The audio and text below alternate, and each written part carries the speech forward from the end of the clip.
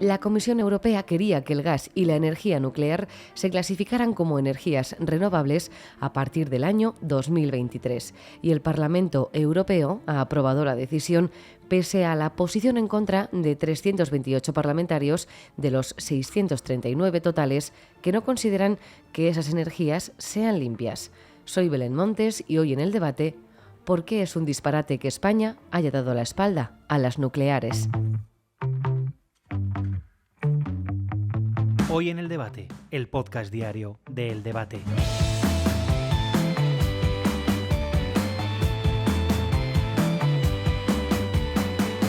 Para que tanto el gas como la energía nuclear sean consideradas energías renovables, deberán superar aún un último trámite del Consejo en donde los Estados miembros tienen hasta el próximo día 11 para presentar objeciones. No obstante, se podría bloquear la propuesta en caso de que una mayoría cualificada, representada por al menos 20 Estados miembros, plantee objeciones.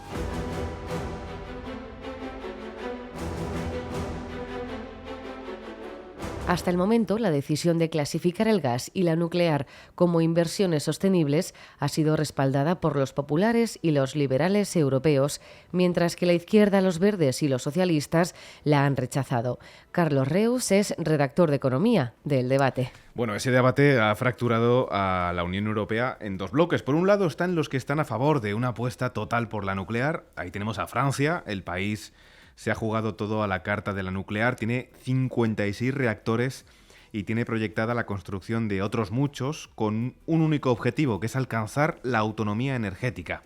Además, París quiere completar esa independencia que busca con la nacionalización de EDF, la eléctrica, de la que ya tenía más del 80%. En ese bloque pronuclear europeo están también otros países como Bulgaria, Croacia, República Checa, Finlandia, Hungría, Polonia, Rumanía, Eslovaquia y Eslovenia.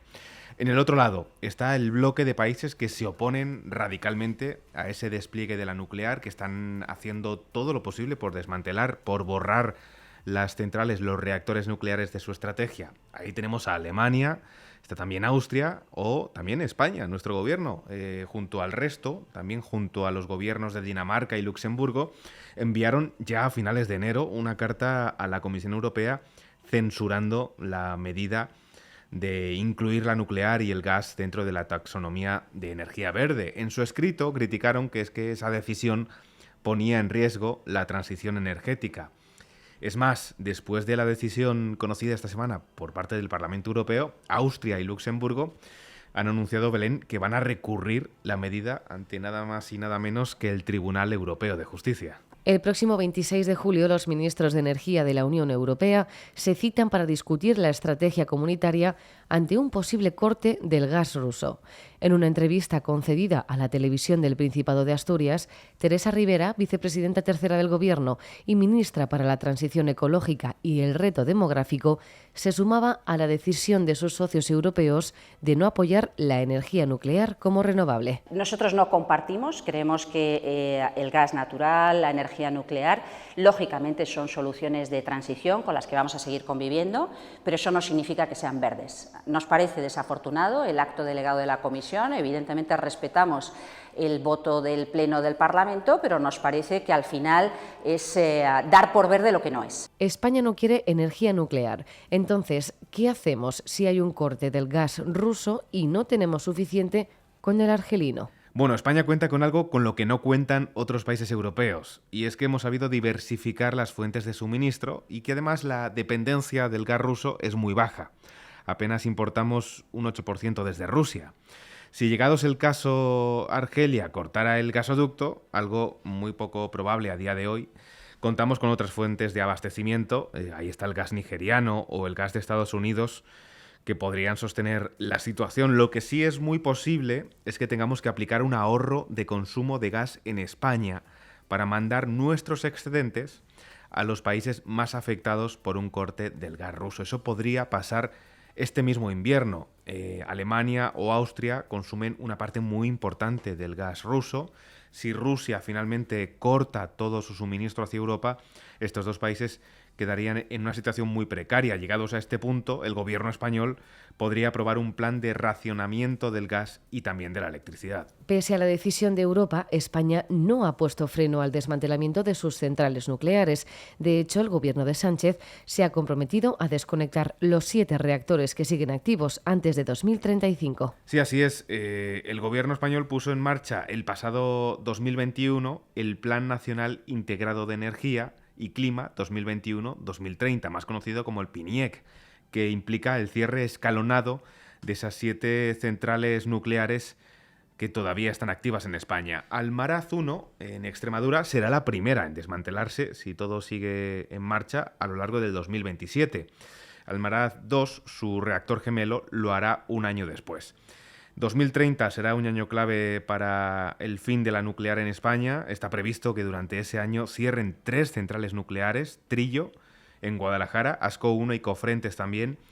Las 2 restantes, Ascó 2 y Valdeellós 2, podrían mantener la actividad hasta el 2035, aunque no se descarta un cierre prematuro. Lo cierto es que si hay un cambio radical, si la crisis energética se agudiza, el gobierno podría estar obligado a dar marcha atrás en ese plan de desmantelamiento de la nuclear, como ya ha hecho Alemania.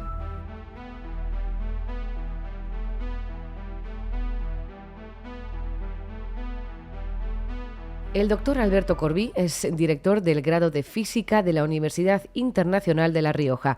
Doctor, ¿qué tal? ¿Cómo está? Hola, Belén. Muy bien. ¿Qué tal? ¿Es la energía nuclear la gran alternativa a la crisis energética que vive Europa? Sin duda. Una tonelada de uranio equivale a 16.000 toneladas de carbón. Con esos números sobre la mesa ya no hay más espacio para la discusión. El uranio producir enriquecido es muy fácil, quemarlo es muy fácil. La tecnología nuclear ha sido refinada a lo largo de las últimas décadas hasta niveles increíbles. Debemos de volver a la energía nuclear. Pequeños incidentes, bueno, pequeños entre comillas, pequeños incidentes, pero muy aislados, que se han acontecido en los últimos años, como Chernóbil o Fukushima, no son más que eso, pequeños incidentes, y de ellos se ha aprendido muchísimo y la tecnología ha mejorado mucho hasta el punto de poder incluso construir reactores, si no portátiles, muy, muy reducidos, que perfectamente puedan deslocalizarse y alimentar ciudades, capitales, etc. Es decir, ya somos muy buenos y muy eficientes controlando la energía nuclear. ¿Por qué entonces, y sus desechos. ¿Y por qué entonces España está en contra de la energía nuclear? Pues ahí tendría que entrar en discusiones políticas que quizás no me competen a mí, pero es por un efecto que en inglés se llama greenwashing, el aparentar verde, ¿no? El querer ser muy verde, ¿no? Y por eso, por esta mala fama que ha tenido recientemente en las últimas décadas, sobre todo Chernóbil, Fukushima, algún otro pequeño incidente muy, muy, muy, muy aislado y del que la opinión pública apenas ha sabido nada en otras centrales, incluso en españolas.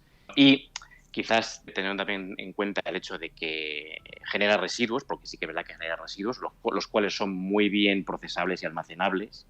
Y por último, sumando a que tenemos otras fuentes de energía naturales que estamos también desaprovechando, todo se ha dicho, como es la eólica y la solar, pues todo eso mezclado en la misma coctelera pues nos ha llevado hacia ese terreno, ¿no?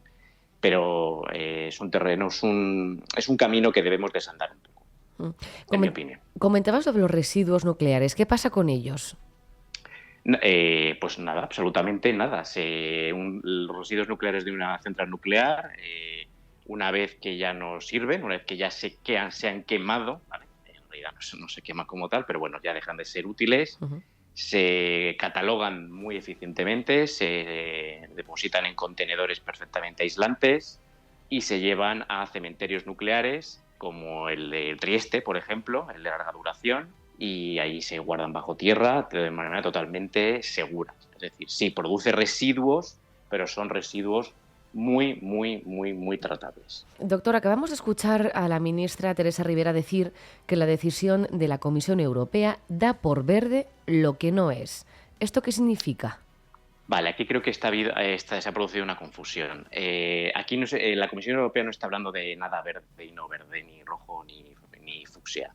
La Comisión Europea está hablando de lo que se llama la EU Taxonomy. Ni siquiera lo de verde incluso se lo han puesto, no creo, se lo habrán puesto a nivel periodístico. No habla de nada verde. Habla de que un programa de trabajo, un framework, al que ciertas industrias, empresas, productos, tecnologías se pueden adherir y si se adhieren reciben como una especie de badge, de marca, de que se han adherido. Simplemente eso, pero no habla en absoluto de nada verde, ¿vale?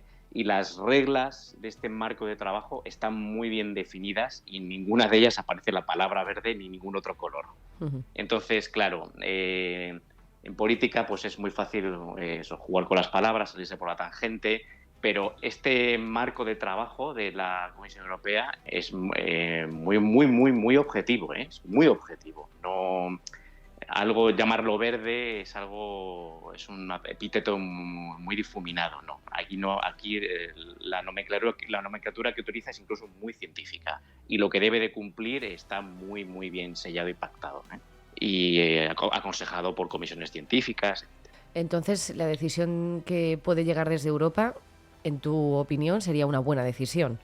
Sí, la decisión de meter o de poder decir que industrias nucleares y gasísticas pueden adherirse a este programa de taxonomía, sí, por supuesto. Es decir, sí, si cumplen las mismas reglas que la Comisión Europea ha dado para el resto de industrias y de productos y de tecnologías, desde la juguetera, el tabaco, el juego, negocios por Internet, ¿por qué no? Si cumplen las mismas reglas, ¿por qué no? Pues doctor Alberto Corbí, director del grado en Física de la Universidad Internacional de La Rioja. Muchísimas gracias. Un placer, Belén.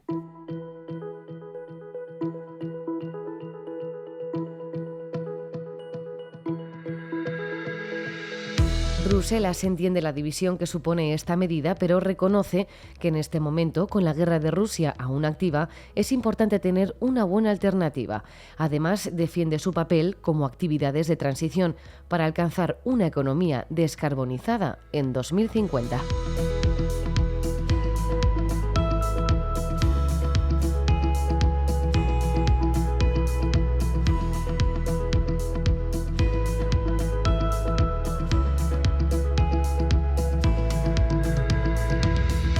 Puedes escuchar este podcast en eldebate.com y en las principales plataformas de audio. Recibe un saludo de quien te habla, Belén Montes.